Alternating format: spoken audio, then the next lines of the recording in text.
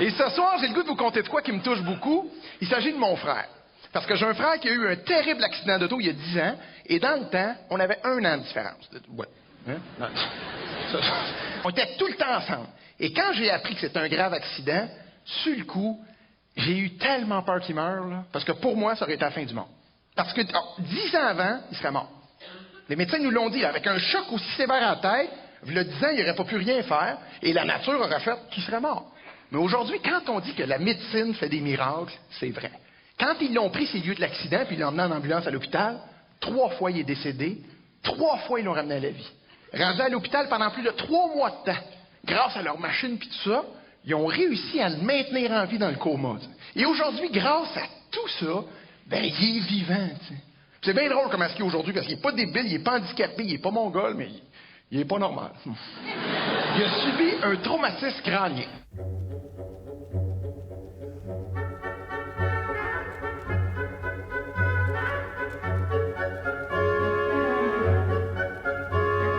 Les personnes qui ont été victimes d'un traumatisme crânien partagent une histoire de vie singulière qui est faite d'une rupture dans leur parcours de vie. Il y a un avant, il y a le traumatisme et il y a un après.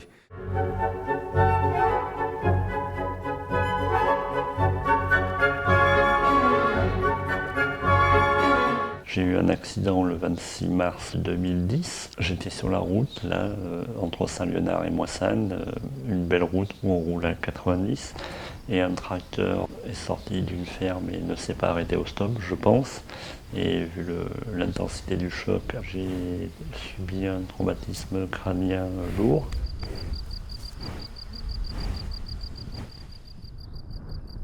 Le 1er mai 2005, j'allais à mon travail à Radio France présenter les journaux du matin à Perpignan.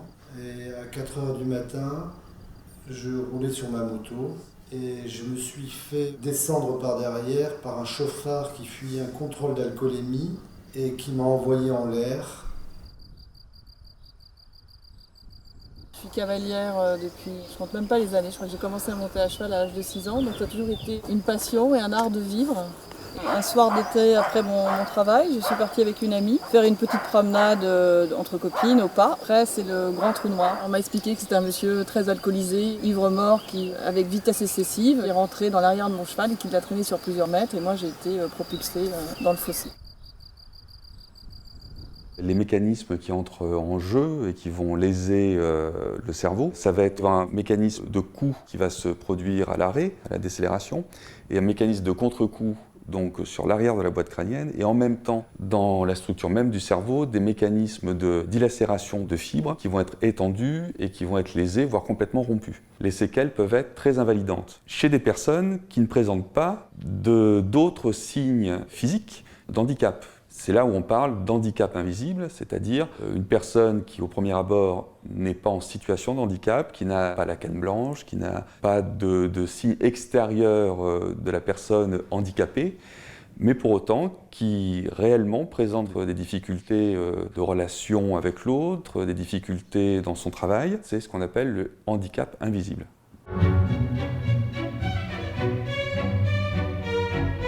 Mon frère, c'est séquelles majeures.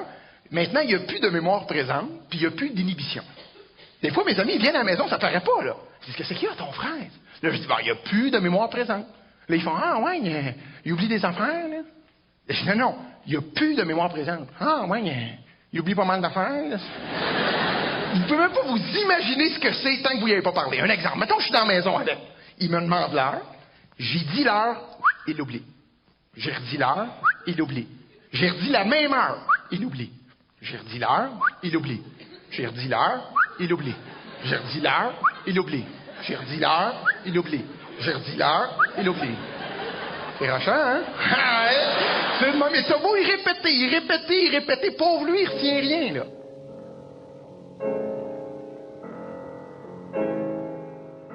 Dans le drame des séquelles, chez les traumatisés crâniens, et chez moi notamment, donc c'est les séquelles invisibles et donc difficile, dur à justifier. C'est un gros problème de fatigue et de absolument savoir se reposer toutes les 2 ou 3 heures, parce que sinon on n'avance pas du tout. L'organisation dans les papiers, ça c'est colossal pour moi aujourd'hui. Arriver à suivre une ligne et jamais s'en détourner, sinon c'est foutu, on se perd. Et dans le travail, dans toute l'organisation, aussi quand on pose un objet à un endroit, on se dit qu'il est visible de partout. Et non, on peut repasser 5 minutes après, l'objet on ne le retrouve pas, il est parfois devant nous, et le lendemain au matin on repasse, et puis tac, l'objet est là, ou on repasse, des fois ça arrive pour d'autres objets qu'on retrouve 6 mois après, et on se rappelle, oui, on l'avait posé là, mais impossible à retrouver dans l'immédiat. Il n'y a plus d'inhibition. Moi, avant son accident, inhibition, je ne sais pas trop ce que ça voulait dire. Aujourd'hui, je sais. Ça veut dire qu'il n'y a plus aucune gêne. N'importe qui ici, des fois, on vient pour dire quelque chose à quelqu'un, on a comme un petit quelque chose dans notre tête qui fait « Oh non, ça se dit pas. » Mon frère, cette petite affaire-là, il l'a plus. Nous. Chaque personne victime d'un traumatisme crânien va exprimer de manière très différente et très individuelle ses séquelles, et on va avoir tout un spectre de différences, d'expressions séquellaires, qui va aller de la pure désinhibition comportementale avec une irritabilité, une impulsivité, des fois une grossièreté, des fois des gestes complètement déplacés, à de l'autre côté, quelqu'un qui va rester dans son fauteuil, absolument rien faire. Et encore une fois, ce n'est pas une question de fainéantise, d'absence de plaisir, d'absence de motivation, c'est que la structure du cerveau étant lésée, il n'est pas possible pour cette personne d'initier quelque chose. Tous mes séquelles sont invisibles. Je n'ai aucune fracture extérieure. Je marche, je bouge les bras comme tout le monde. J'ai perdu l'odorat à cause de ce traumatisme crânien, puisque mon cerveau a bougé dans la tête et mon aire de l'odorat a été en partie détruit, visiblement. J'ai des problèmes encore un peu de concentration, des problèmes de mémoire à court terme, même si j'arrive quand même à me souvenir. J'ai des problèmes d'anxiété, plus facilement irritable qu'avant. Ça dépend du contexte extérieur. En famille, dans la rue, à mon travail, c'est très très variable. Je ne me voyais pas différente. Et c'est en arrivant chez moi, de reprendre une vie normale. J'ai eu beaucoup de chance auprès de ma famille, de mes amis qui m'ont beaucoup aidée. Et à partir de décembre, ils ont essayé de voir comment je pouvais me débrouiller. Et c'est là que je dis, ah oui, t'es pas la même. Comment tu vas gérer le fait, par exemple, de quelque chose de très facile et concret, de vider un box. Autrefois, ça me prenait 15 minutes. Et là, c'était très long. Très long. Je comprenais pas. Et la peur aussi à cheval, parce que j'étais quelqu'un d'assez téméraire, en prenant des risques très considérés. Je dis, tiens, je suis plus la même aussi au niveau cheval. Donc forcément, essayer de travailler sur la peur, et tout en sachant qu'un cheval est un animal qui reçoit beaucoup les émotions, et de se dire, sachant que j'ai des chevaux de selle, donc très très très sensibles, c'est de se dire, bon, maintenant tu as quand même des chevaux où il va falloir faire attention. Et aussi quelque chose qui est très important, c'est qu'après l'accident, ce cheval étant mort, moi je ne me voyais pas cavalière diminuée, donc j'ai pas mieux fait, et ça c'est ce qu'on appelle les achats inconsidérés.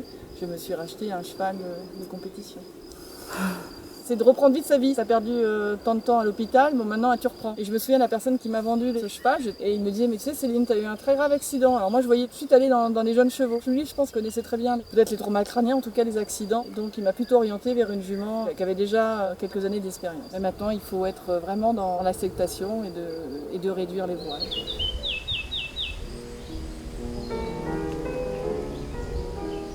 L'anosognosie, c'est la difficulté pour un patient de se rendre compte de son propre état. Chez un traumatisé crânien, ça va être la difficulté de se rendre compte de cette irritabilité, de ce changement de personnalité, de ces problèmes de mémoire. C'est problématique à plus d'un titre. Alors c'est problématique bien sûr pour la personne elle-même, mais surtout pour l'entourage qui est en face de quelqu'un qui est en difficulté et cette personne en difficulté n'arrive pas à relier les difficultés au traumatisme crânien. Et c'est problématique pour nous, médecins, rééducateurs, parce qu'il est très difficile d'entamer un travail avec un blessé qui n'a pas compris que c'est à cause d'un traumatisme crânien, à cause d'un événement brutal dans sa vie, qu'il est en difficulté. Ils l'ont connu avant son accident, là, des fois, ils me disent, y es-tu plus agressif? Y es-tu moins de même? Y est pas plus de même ou moins de même. C'est totalement une autre personne. D'autres attitudes, d'autres styles, d'autres goûts. C'est la conjonction de toutes ces séquelles au niveau de la mémoire, au niveau du comportement, qui va faire que on n'est plus la même personne. Il a fallu vraiment que je rentre dans le mur, face à des situations compliquées pour moi, pour me dire, bon maintenant, on ne rigole plus, et de prendre soin de moi. Et d'être dans l'acceptation, d'être différente. Même si toujours je ne me vois pas différente. C'est très perturbant pour la personne victime d'un traumatisme crânien, parce que bien souvent, il a gardé la mémoire de ce qu'il était avant et de ce qu'il pouvait faire avant. Donc c'est très déstabilisant parce qu'on ne peut plus faire les mêmes choses. Et là, il faut aussi que la personne, le blessé, l'intègre, qu'il ne peut plus faire la même chose. Et c'est perturbant bien sûr pour la famille qui se retrouve face à quelqu'un qu'ils connaissent. Physiquement, c'est exactement la même personne, mais ce n'est pas les mêmes réactions, c'est pas la même personnalité.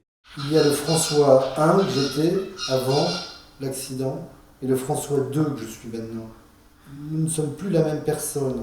Donc j'ai dû me reconstruire avec une nouvelle personnalité et ça m'a posé des problèmes dans ma famille aussi, avec ma vie affective, sexuelle et à l'extérieur, même dans mon entreprise. Je parle de reconstruction et de renaissance. Au niveau des séquelles aussi par rapport à la famille et aux proches, c'est-à-dire aux enfants, ça c'est quelque chose de très dur. Je n'ai pas voulu rester avec ma femme parce que je pense qu'on a l'impression en tant que traumatisé crânien de ne pas être compris. Je ne sais pas comment dire, mais on ne se sent pas soutenu par certaines personnes. Et ça c'est très difficile, notamment avec les amis aussi. Ce qu'on appelle l'handicap invisible et le trauma crânien, c'est surtout aussi les conséquences vis-à-vis de votre entourage. Je suis quelqu'un de très sociable. Mon dynamisme, mon impulsion, c'est aussi les autres.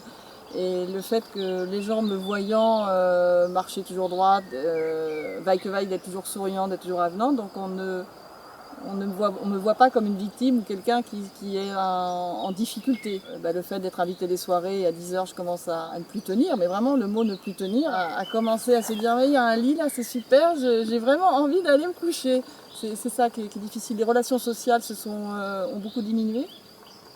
Et puis aussi vis-à-vis de sa famille, on vous voit pas, on veut pas vous voir comme ça. On ne veut pas vous voir comme ça.